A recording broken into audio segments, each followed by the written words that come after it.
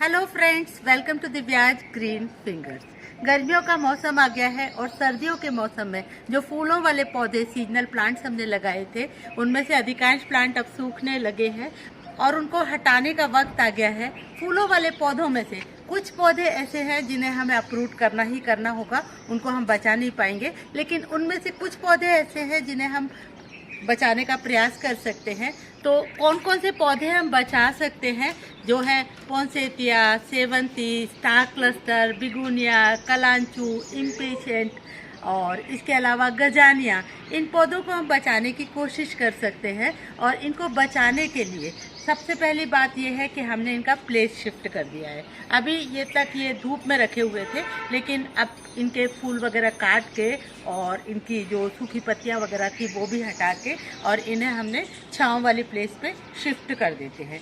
ये डायंथस है, ये करीबन साल भर चल जाता है और इसको भी मैंने शिफ्ट कर दिया है छांव वाली जगह पे। थोड़ी बहुत फ्लावरिंग होती रहती है और इसमें थोड़ी बहुत फ्लावरिंग करीबन जून, जुलाई, अगस्त तक भी चलती है। इसके अलावा प्रिमुला को भी हम बचा लेते हैं।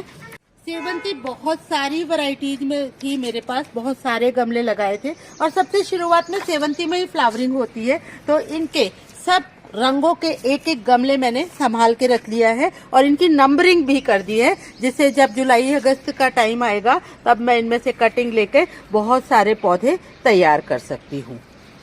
जानिया, इम्पेशेंट में देखिए बडिंग हो रही है, छांव में बडिंग होती रहती है और इसको भी अगर हम छांव में रख देते हैं, वाटरिंग वगैरह अच्छे से करते हैं, तो फ्लावरिंग हमें थोड़ी बहुत मिलती रहती है। पत्तियां बहुत अच्छे से खिले हैं, पत्तियों में अभी भी लालिमा छाई हुई है। इसको भी मैंने छांव में शिफ्ट किया है और कटिंग के थ्रू मैं इसमें और भी पौधे बना लूंगी जुलाई अगस्त में कटिंग्स बहुत अच्छे से इसकी लग जाती हैं और अभी फिलहाल छांव में है और अभी धीरे धीरे इसकी पत्तियों की लालिमा कम होने लगेगी और पत्तियां हरी हो जाएंगी। पत्तियां हरी हो या लाल हो, दोनों ही स्थिति में ये प्लांट बहुत खूबसूरत लगता है।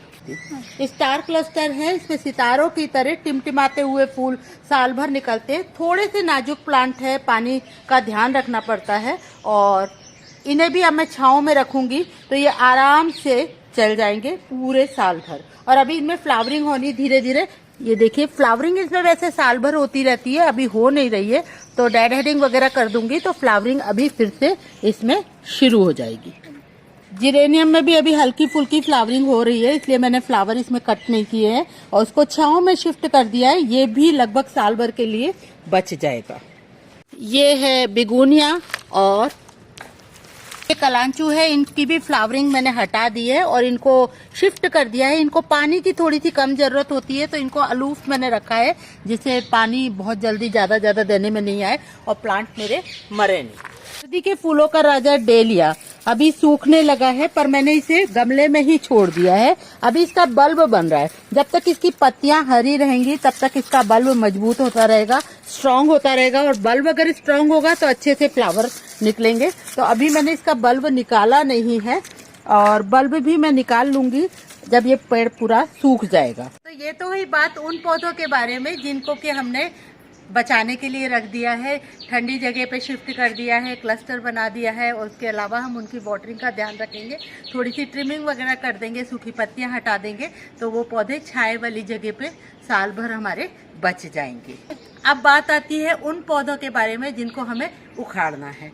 ये पिटूनिया जो पहले बगीचे में रौनक बिखेर रहे थे रंग बिरंगी, आप देखिए कितने बेदरंग और सूखे सूखे हो गए। ऐसे बहुत सारे पौधे हैं जो पूरी तरह से सूख गए, तो आपको अल्टीमेटली इनको हटाना ही है। आप इन्हें अप्रूट कर दीजिएगा और अप्रूट करने के बाद आपकी क्यारी ये खाली हो जाएगी या गमले आपके जो हैं वो खाली हो जाएंगे। और मैंने कई सारे पौधे अप्रूट कर भी दिए हैं और उनको कैसे मैं यूज करूंगी ये मैं आपको बताती हूँ। आप इन्हें सूखने के लिए 2-3 दिन छोड़ दीजिएगा। इस तरीके से ये सोलराइड हो जाएंगे, पूरी तरह से सूख जाएंगे। लेकिन हमें इन्हें फेंकना नहीं होता, हम इनको कॉम्पोस्ट बिन में डाल सकते हैं और इनकी बहुत अच्छी खाद तैयार होती है। पर ध्यान रहे कि अगर आपका कोई पौधा इन्फेक्टेड है तो उस पौधे को आप कभी भी कंपोस्ट बिन में मत डालिए। लेकिन अगर आपके यहाँ कंपोस्ट बिन नहीं है तो हम इसको किस तरीके से यूटिलाइज कर सकते हैं, इसको आप सूखने दीजिएगा और सूखने के बाद ये और ज़्यादा कड़क हो जाएगा। इसको आप फिर छोटे छोटे टुकड़ों में कर लीजिएगा, तिनकों में कर लीजिएगा। और आपके घर की ही अगर कोई क्यारी है तो आप उसमें छोटा सा गड्ढा खोद के और इसे डाल दीजिएगा। ये पौधे कार्बन में बहुत रिच होते हैं, ये सूखा, और कार्बन हमारे पौधों के लिए बहुत ही उपयोगी होता है। बहुत ज़्यादा उसकी ग्रोथ और एनर्जी बूस्ट करता है ये पौधों की। जब आप इसे गड्ढे में डालें तब उसी गड्ढे में आप 2-3 मुट्ठी वर्मी कंपोस्ट भी डाल दीजिएगा। वर्मी कंपोस्ट में जो एग्स रहते हैं वो इसमें डिकम्पोजिशन के प्रोसेस को थोड़ा सा एक्सीलरेट करेंगे और फास्ट कर देंगे। इसके साथ साथ आप उसमें आधी कटोरी करीबन दही डाल दें या खट्टी छाछ डाल सकते हैं। ये भी डिकम्पोजिशन में बहुत हेल्प करती है। और आप इसे पूरे को मिट्टी से ढक दीजिएगा। अगर आप देखेंगे और बीच बीच में आप हफ्ते 2 हफ्ते में 1-2 बार इसमें पानी की छिड़काव कर दीजिएगा, थोड़ा सा पानी डाल दीजिएगा, तो देखेंगे आप कि करीबन 3-4 महीने में आपका बहुत अच्छे से डिकम्पोजिशन हो गया है और आपकी बढ़िया सी खाद तैयार हो गई है। इसके अलावा अगर आपके पास कोई खुली जगह नहीं है जहां आप गड्ढा नहीं खोद सकते हैं तो आप गमला ले लीजिएगा। मिट्टी का गमला या मिट्टी का मटका, दोनों इसमें बहुत अच्छे से काम करते हैं। और मिट्टी के मटका अगर आप ले रहे हैं तो उसमें थोड़े से छेद कर दीजिएगा। और मिट्टी का अगर गमला है, गमला करीबन 16 से 20 इंच का होना चाहिए। थोड़ा छोटा गमला है जिसे मैं सिर्फ दिखाने के लिए बता रही हूँ। और उसको छेद को आप ठीकरी से थोड़ा सा कवर कर दीजिएगा। और कवर करने के बाद आप उसमें 1 लेयर मिट्टी की डालिएगा। करीबन 3 इंची की लेयर मिट्टी की डाल दीजिएगा। और मिट्टी की लेयर डालने के बाद आप इसमें ये जो भी आपका ड्राई मैटर है वो आप भर दीजिएगा। ये ड्राई मैटर में देखिएगा आप फ्लावर्स वगैरह होते हैं, ये बहुत अच्छे न्यूट्रिएंट्स हमारे पौधों को देते हैं। तो ये ड्राई मैटर आप भरने के बाद फिर से आप मिट्टी और वर्मी कंपोस्ट की 1 लेयर डालिए। तो आप इस तरीके से गमले को भर दीजिए। आप उसमें 1 मिट्टी की लेयर हल्की सी और डाल दीजिएगा। और लेयर डालने के बाद आप इसके प्रोसेस को एक्सीलरेट करने के लिए थोड़ा सा छाछ या दही डाल सकते हैं। और साथ में आप इसमें 1 लेयर वर्मी कंपोस्ट की डाल के और रख दीजिएगा। 1-2 मुट्ठी वर्मी कंपोस्ट, ये जावन की तरह काम करेगी। ये वर्मी कंपोस्ट एक्चुअली केंचुए की खाद होती है। इसमें केंचुए के लार्वा होते हैं जो कि इस प्रोसेस को, डिकम्पोजिशन प्रोसेस को बहुत फास्ट करते हैं। मैंने पानी का छिड़काव कर दिया है। इस तरीके से मैंने ढक के छाए वाली जगह पे रख दिया है। अब धीरे धीरे इसमें डिकम्पोजिशन शुरू हो जाएगा।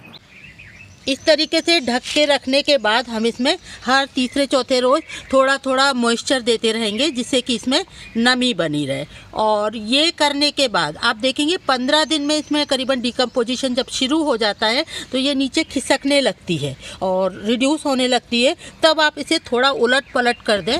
और उलट पलट करने के लिए आप हर चौथे-पांचवें रोज इसमें पानी देंगे और उलट पलट करेंगे हर 15वें रोज। और महीने भर बाद इसमें से लीचेट निकलना शुरू होगा तो आप नीचे 1 कटोरा रख दें। और लीचेट बहुत ज़्यादा नहीं निकलता है, थोड़ा बहुत ही लीचेट निकलता है। लीचेट एक डार्क कलर का पानी होता है, करीबन ऑलमोस्ट काला होता है वो, और उसमें भी न्यूट्रिटिव वैल्यू बहुत अच्छी रहती है। तो आप उसको भी, लीचेट को, अगर 1 कटोरा लीचेट है तो उसमें 10 कटोरा पानी डाल के और आप उसे भी अपने पौधों में डाल सकते हैं एज ए फर्टिलाइजर।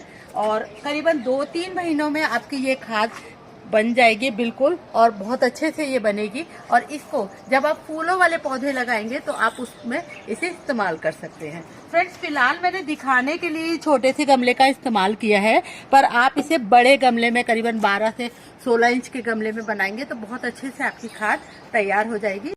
ये मेरी लास्ट ईयर इसी मेथड से बनी हुई खाद है और मैं इसे अपने फूलों वाले गमलों में और भी सभी गमलों में इस्तेमाल करती हूँ। और बिलीव मी, इसके जो रिजल्ट्स हैं बहुत अमेजिंग है। आप इसका कलर देखिएगा, खाद का कितना अच्छा है, टेक्सचर देखिए, इसकी स्मेल बहुत अच्छी है और ये अपने पेड़ पौधों के लिए बहुत ही लाभकारक खाद है। तो आप भी इसे बनाना ज़रूर से ट्राई कर सकते हैं।